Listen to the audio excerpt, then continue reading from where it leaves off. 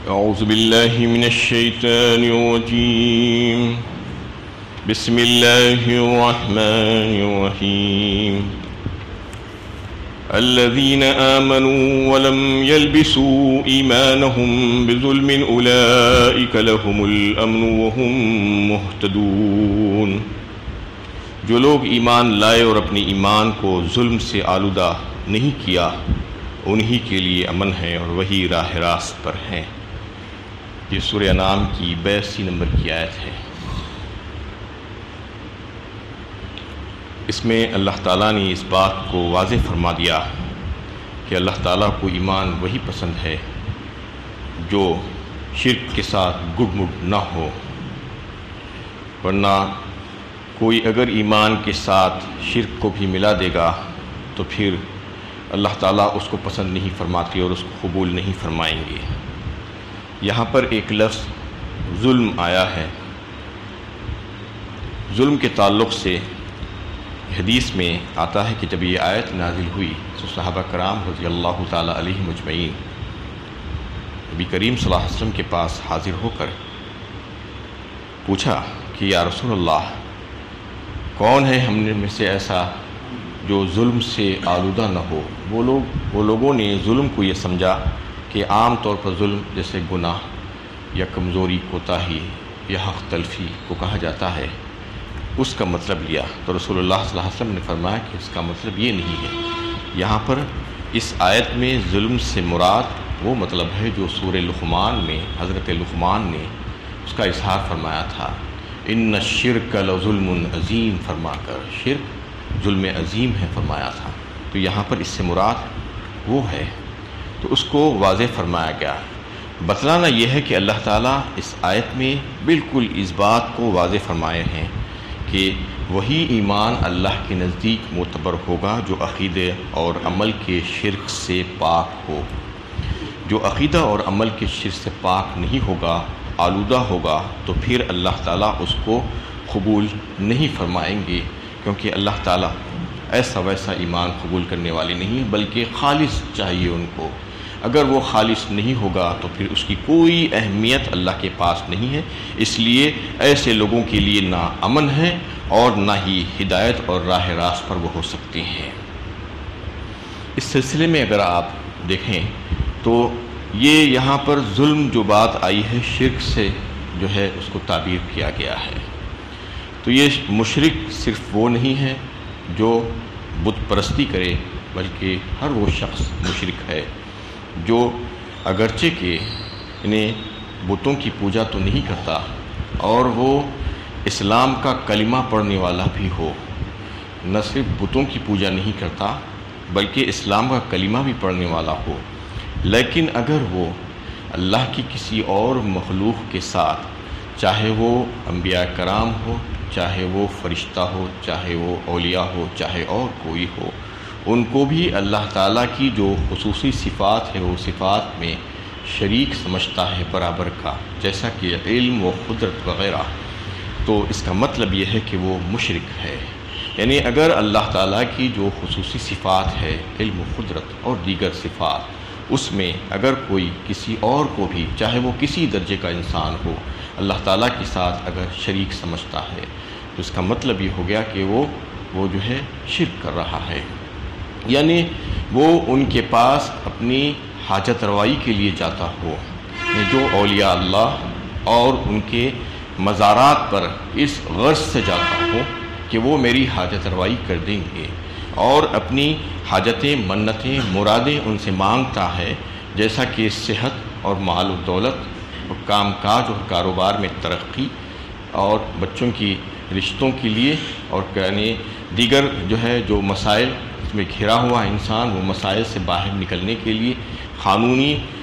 مقدمات کی یکسوئی کے لیے، صحت کے لیے، ایسی کوئی بھی چیز جو اللہ کے علاوہ کسی اور کو یہ سمجھ کر کہ وہ دینے پر قادر ہیں، اگر ان سے وہ مانگ رہا ہے، حاجت روائی کر رہا ہے، تو یہ سمجھ لینا چاہیے کہ وہ بھی مشرک ہے، چاہے وہ اپنے آپ کو کچھ کہہ لے، وہ کلمہ اسلام کا پڑھنے والا ہو یا چاہے کوئی ہو۔ اور یہی بات آج جو ہے دیکھنے میں آ رہی ہے، جبکہ خبروں اور مزاروں پر جانے سے روکا نہیں گیا ہے، لیکن اس غرض سے نہیں کہ جا کر وہاں پر صاحب مزار سے حاجتیں مانگی جائے، منتیں مرادیں مانگی جائے، بلکہ قبر پر اس لیے جانے کی، اس کی زیارت کرنے کی اجازت دی گئی ہے دو وجوہات کی بنا پر۔ ایک وجہ اس کی یہ ہے کہ صاحب خبر کے لیے دعائے مغفرت کی جائے، اور خود اپنے آپ کو، اپنی موت کو یاد کرنے کے لیے اس خبر پر جا کر جو ہے یہ سوچنا چاہیے اور اللہ تعالیٰ سے یہ دعا مانگنا چاہیے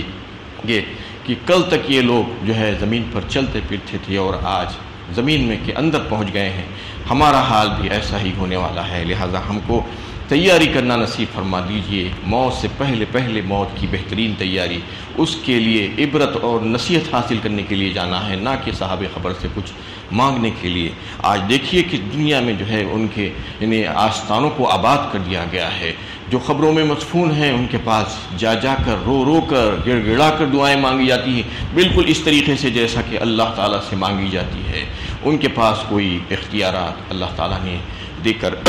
نہیں رکھے ہیں، اور ان کی خبروں کے پاس جو لوگ بیٹھے ہوتے ہیں، جو مجاور اور جو سجادے اور جو خدام، وہ لوگ لوگوں کو باور کراتے رہتے ہیں اور لوگوں کے دلوں میں یہ بات ڈالتے ہیں، ان کو یقین دلاتے جاتے ہیں کہ مانگو ان سے، بابا دینے کے لیے تیار ہیں، جھولیاں بھر کے لوگ لے جاتے ہیں، ان سے مانگو اور تم جب عقیدت سے مانگو گے تو تم کو سب کچھ مل جائے گا۔ یہ کہہ کر یہ کہتے ہیں کہ نذرانے پیش کرو اور اپنی جو ہے نذر و نیاز پیش کرو، یہ سب غلط ہے اسلامی تعلیمات کے حساب سے۔ اگر دیکھیں آپ شریعت محمدیہ میں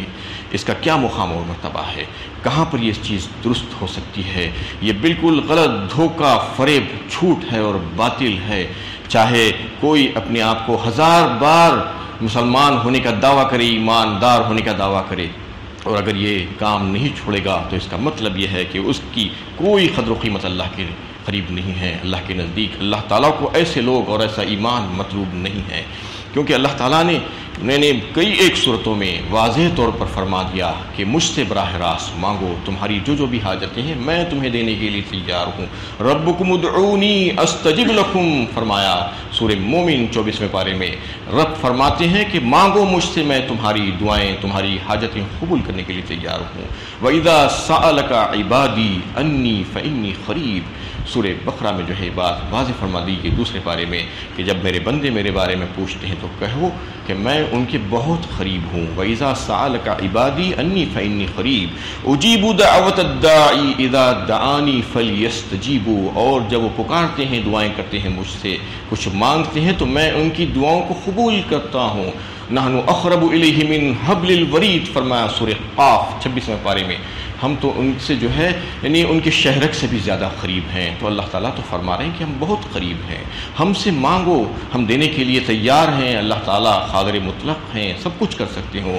لیکن ان سے نہیں مانگ کر ان کی کمزور ترین مخلوقات کے پاس جا کر کھڑے ہوئے ہیں، جن کے پاس کچھ بھی اختیار نہیں ہے۔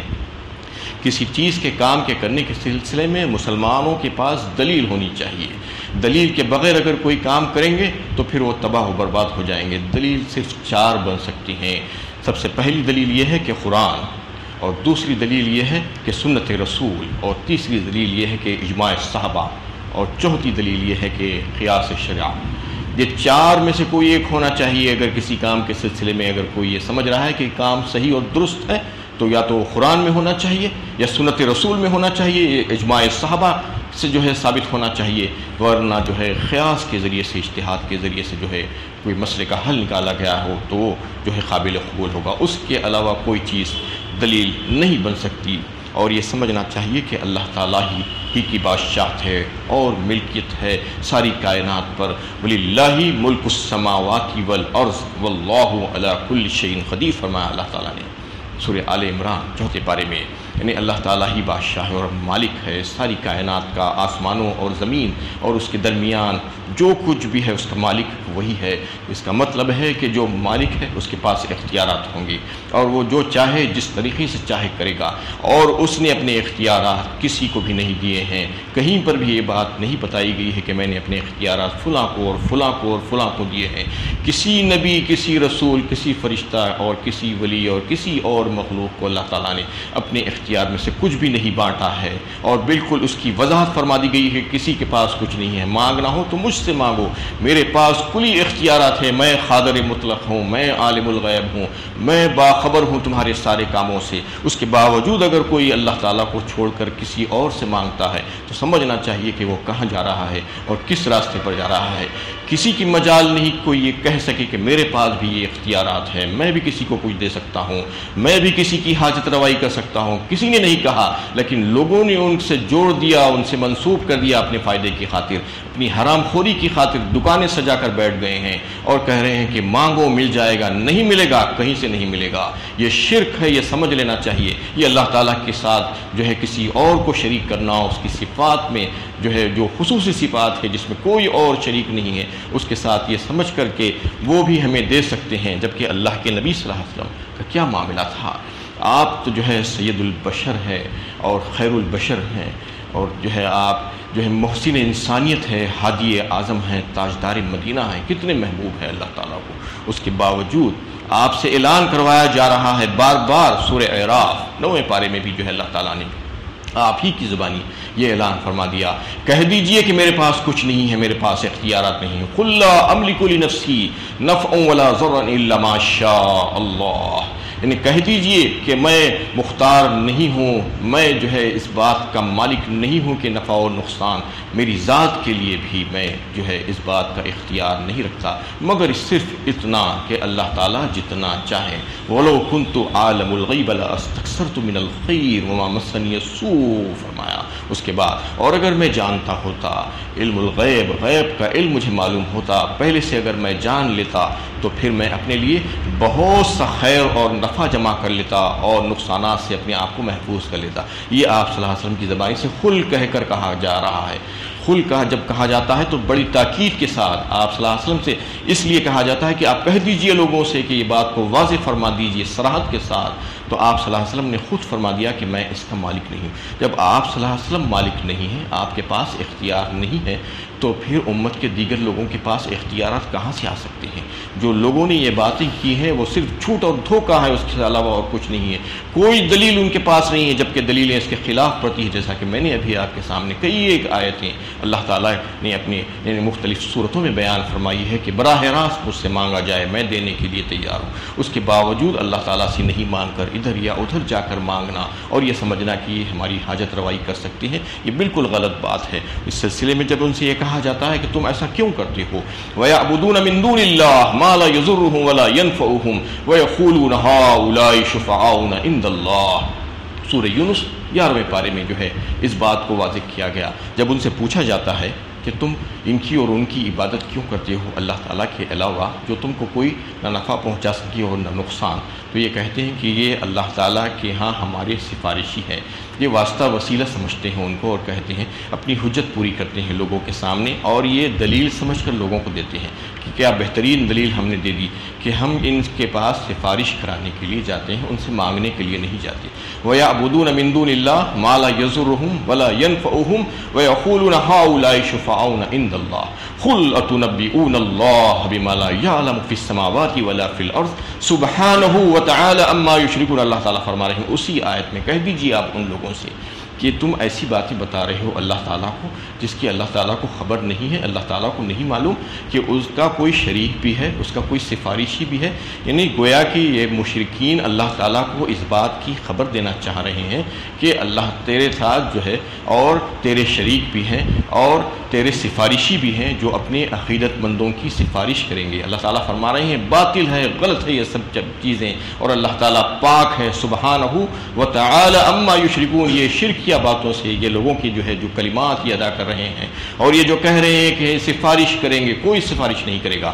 اللہ کی مرضی کے بغیر، اللہ کی اجازت کے بغیر۔ کسی کو اس بات کا اختیار نہیں ہے کہ کوئی یہ کہہ بیٹھے کہ میں سفارش کر سکتا ہوں۔ وہاں پر جانے کے بعد پتہ چلے گا محشر میں کہ کس کو سفارش کا حق دیا گیا ہے اور کس کو سفارش کا حق نہیں دیا گیا ہے، اور کس کے حق میں سفارش ہوگی، کس کے حق میں سفارش نہیں ہوگی۔ یہ قاعدہ اور قانون کے تحت ہے، اللہ تعالیٰ جو ہے اسی کے مطابق اس کو جو ہے عطا فرمائیں گے۔ لیکن کوئی یہاں سے یہ کہہ رہا ہے کہ فلاں سفارش کر سکتے ہیں، فلاں سفارش کرتے ہیں اور دنیا میں بھی ہمارے کاموں کی سفارش کر سکتے ہیں، تو یہ بالکل دلیل کے خلاف بات ہے، اسلامی تعلیمات کے خلاف بات ہے، اور ایسا کہنے والا جو ہے مشرک ہے، اور ایسا کرنے والا، ایسا عمل کرنے والا مشرک ہے۔ اللہ تعالیٰ کو ایسا ایمان بالکل پسند نہیں ہے۔ اللہ تعالیٰ کو تو ایمان وہ پسند ہے جو خالص ہو، جس میں آمیزش نہ ہو شرک کی اور گناہوں کی، تو پھر اللہ تعالیٰ اس کو قبول فرمائیں گے اور اس کے لیے امن اور اس کے لیے ہدایت ہوگی۔ اللہ تعالیٰ سے دعا ہے کہ جو کچھ کہا گیا اور سنا گیا ہے اس پر عمل کرنا آسان کرے۔ وآخر دعوانا الحمد للہ رب العالمین۔